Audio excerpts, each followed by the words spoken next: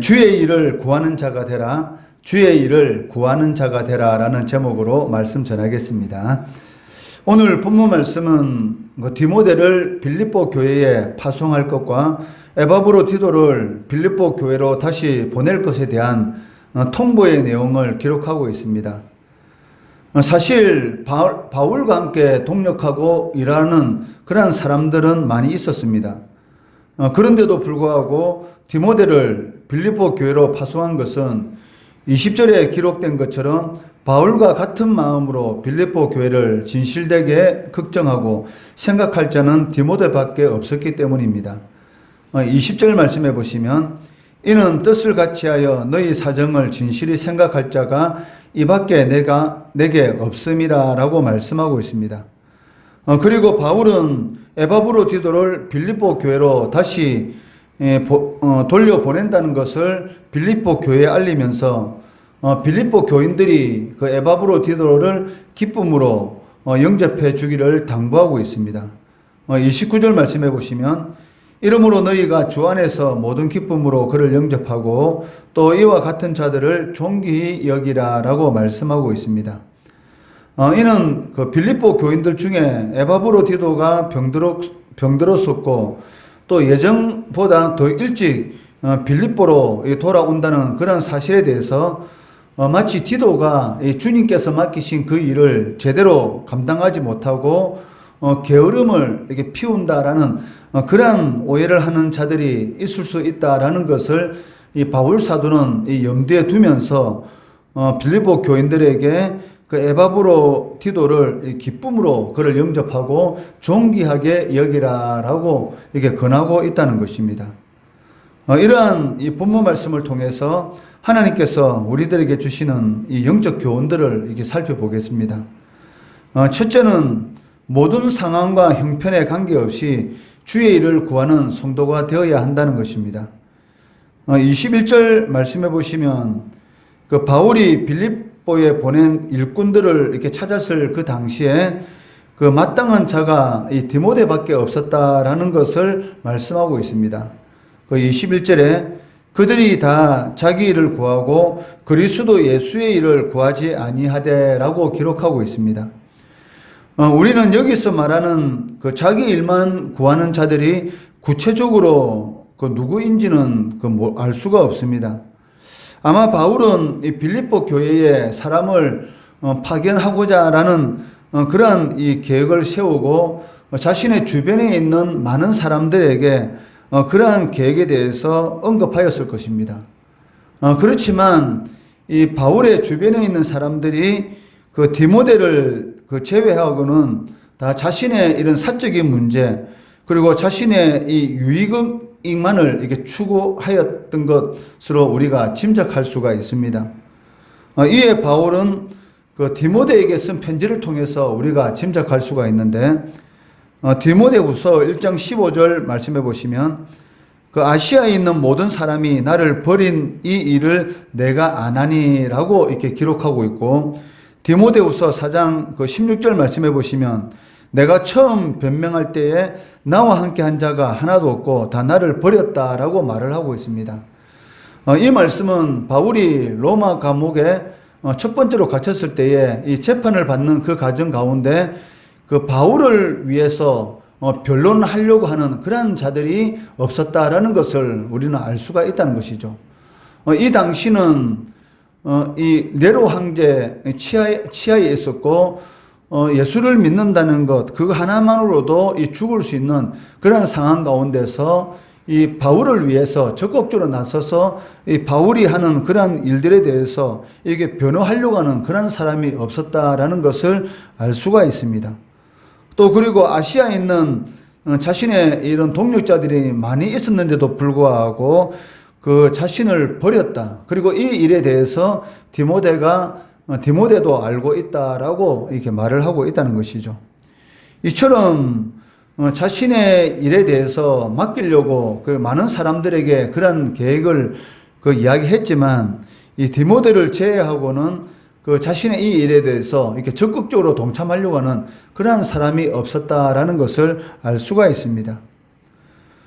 그렇지만 우리가 진정으로 주님께서 기뻐하는 그러한 성도의 삶을 살아가려고 하면 우리의 상황이 어떤지 아니면 어떤 처지에 있든지 그 상황과는 관계없이 이 그리스도의 일을 구하는 자들이 되어야 한다는 것입니다.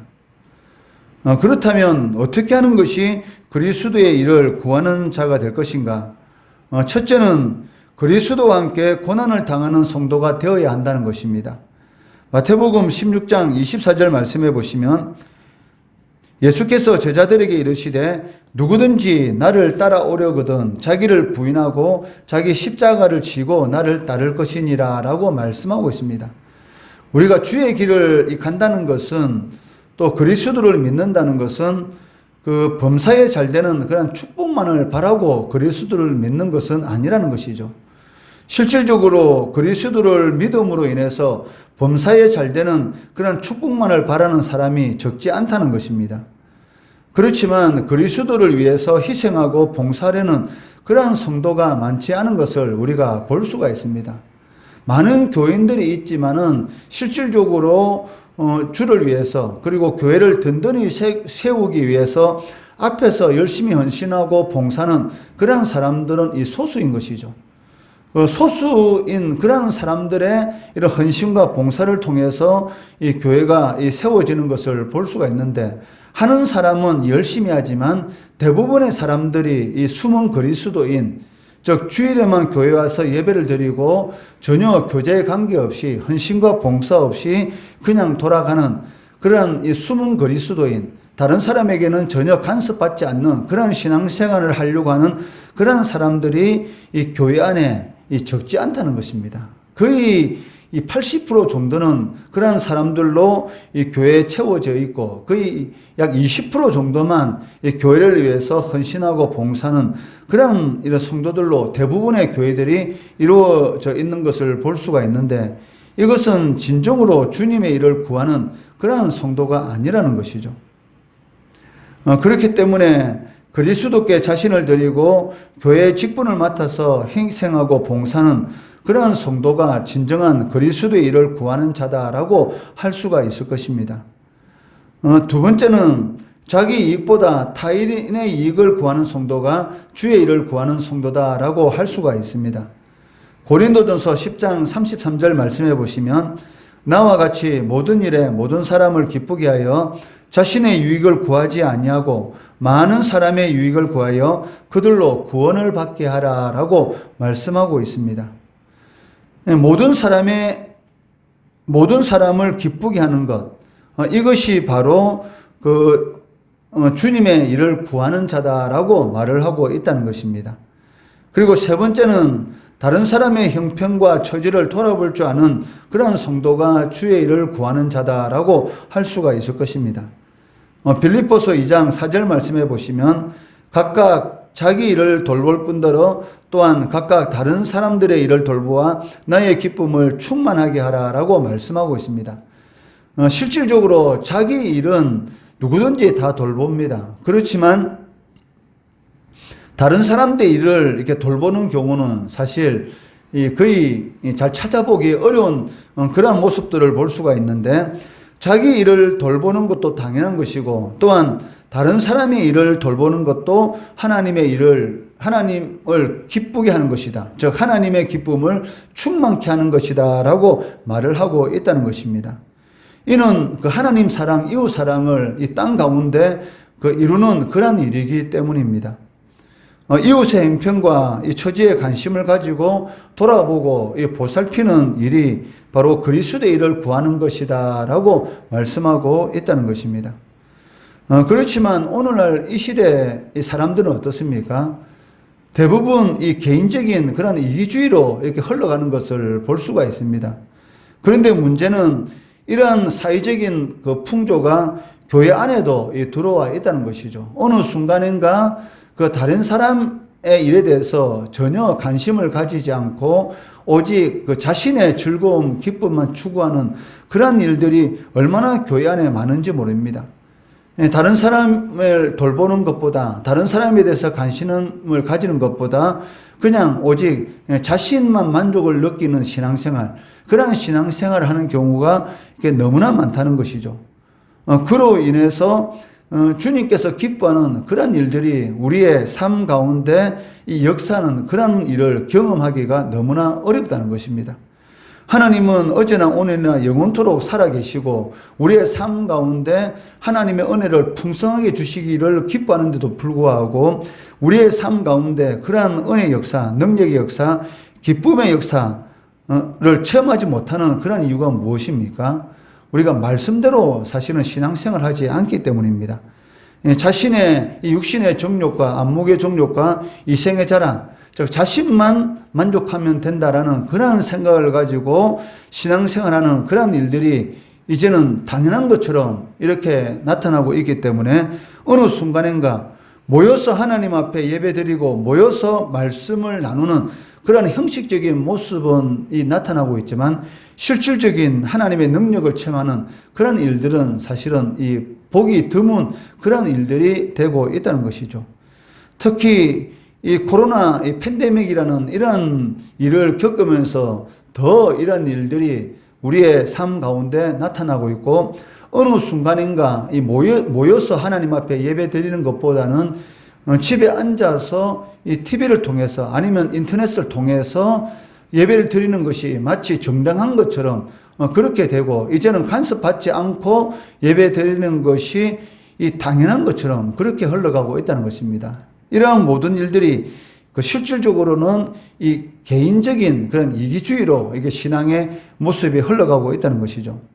이러한 신앙은 성경적인 모습이 아닙니다. 성경은 이기주의가 아니라 이타주의를 내세우고 있는 것이죠. 내가 헌신함으로 나보다 남을 더 낮게 여기고 내 일뿐만이 아니라 다른 사람의 일을 돌아봄으로 인해서 그 한 몸에 그런 역사를 이루어가는 것, 이것이 바로 성경적인 그러한 그 하나님이 기뻐하는 교회의 모습이다라고 할 수가 있다는 것입니다. 그렇기 때문에 어떻게 하든지 모이기를 힘써야 되는 것이고 나보다 연약한 성도가 있으면 그 사람을 위해서 기도하고 위로하고 또 함께 하나님 앞에 서는 그날까지 걸어가야 한다는 것입니다. 둘째는 오늘 본문 말씀을 통해서 하나님은 우리가 감당치 못할 근심을 허락하지 않는다는 것입니다. 그 27절 말씀에서 바울은 에바브로디도의 병세가 심각해서 거의 죽게 될 뻔하였지만 그 하나님의 도우심으로 기적적으로 살아났다라고 진술하고 있습니다. 그런데 여기서 우리가 주목해야 할 것은 그 에바브로디도의 병세가 심각하였고 그리고 치유되었다는 것은 이것은 하나의 큰 사건입니다. 그런데도 불구하고 바울은 이 에바브로디도가 어떠한 병에 걸렸다는지 또 어떠한 과정을 거쳐서 치유되었다, 회복되었다라는 그러한 이 과정에 대해서는 한마디도 언급하지 않고 있다는 것입니다. 오직 바울의 관심이 무엇입니까? 그 에바브로디도의 그 병의 원인이나 이 치료 과정보다는 병을 낫게 하신 그 하나님의 은혜에 관심을 집중하고 있습니다. 그 사실 이 바울에게 있어서 에바브로디도가 이 병들었다라는 이 사실은 이 바울에게 있어서는 이 근심 위에 근심을 더할 만큼의 큰 염려와 걱정거리였습니다. 만약에 에바브로디도가 죽게 되었을 경우 이 빌립보 교인들이 그 일에 대한 이런 충격받을 그리고 이 좌절과 시리에 빠질 것에 대해서 그것을 생각해 보면 얼마나 바울 사도가 이 에바브로디도에 대해서 걱정하고 근심하였는지를 우리는 짐작할 수가 있다는 것입니다. 그렇지만 그 하나님의 이 긍휼의 역사, 즉 하나님의 은혜의 역사로 에바브로디도가 회복되는 그런 일들을 경험하면서 한 가지 이 진리를 깨닫게 되는데 그게 무엇이냐면 하나님께서는 성도들이 감당하지 못할 그러한 근심을 허락하지 않는다는 것입니다. 이것을 27절 하반절 말씀에서 내 근심 위에 근심을 면하게 하셨다라고 선포하고 있다는 것입니다. 이는 성도에게 있어서 그 처음에는 근심거리였던 일들이 시간이 지나면 감사거리로 만들어주시는 그런 하나님의 능력의 역사가 나타나게 된다는 것이죠.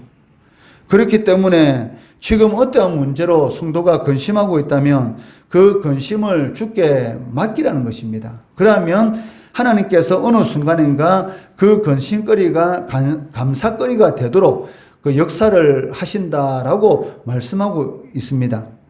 이것을 빌립보서 4장 6절에 기록하고 있습니다. 아무것도 염려하지 말고 다만 모든 일에 기도와 간구로 너희 구할 것을 감사함으로 하나님께 아뢰라.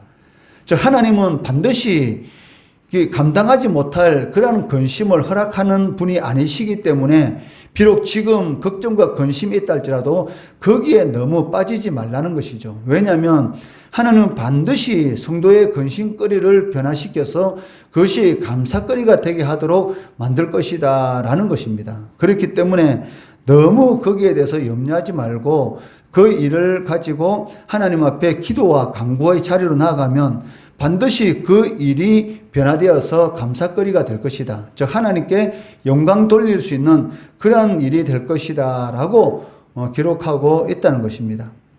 그렇기 때문에 문제가 생겼을 때에 근심할 것이 아니라 하나님 앞에 나와야 합니다. 그럴 때에 하나님께서 해결하시는 그런 은혜의 역사를 나타나게 된다는 것이죠. 히스기야 왕이 이 아수르 사네립 왕에 의해서 이 유다 전 국토가 유린을 당하게 되었고 오직 예루살렘만이 남아 있을 때에 히스기야 왕이 한 것이 무엇이었습니까? 강한 국방력을 가지고 아수르 왕을 전쟁해서 승리했습니까? 아니면 옆에 있는 그런 나라들이 그 군사력을 지원해 주어서 아수르 왕과의 전쟁에서 승리할 수가 있었습니까? 전혀 그렇지 않다는 것입니다. 히스기야 왕이 한 것은 단 한 가지입니다. 무엇입니까? 성전에 올라가서 하나님 앞에 간절히 기도하였던 것이죠. 기도했을 때에 하나님께서 하나님의 사자를 보내셔서 그 하루 저녁 만에 18만 5천 명이라는 이 아수르 군대를 죽임으로 인해서 그 도저히 불가능한 그 전쟁에서 승리할 수 있도록 해주셨다는 것이죠.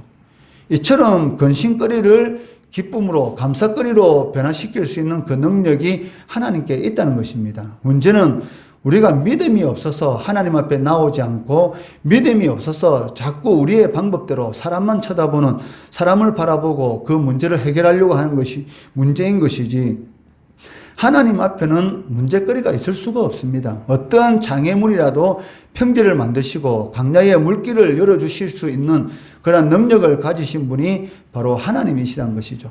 그렇기 때문에 문제가 생기고 근심거리가 생기면 무조건 하나님 앞에 나와야 합니다. 그러면 그 근심거리가 감사거리로 이렇게 변화시키는 것이죠. 이러한 확신을 가질 때에 우리의 삶 가운데 감사와 기쁨이 넘치게 된다는 것입니다. 오늘 이 본문 말씀을 통해서 우리가 두 가지를 살펴보았습니다. 첫째는 모든 상황과 형편에 관계없이 주의 일을 구하는 성도가 되라는 것입니다. 하나님께서 우리를 영원한 지옥 형벌을 받을 수밖에 없는 그런 마귀의 종인 상태에서 하나님의 자녀로 불러주신 이유가 무엇입니까? 주의 일을 구하는 자가 되도록 우리를 불러주신 것입니다.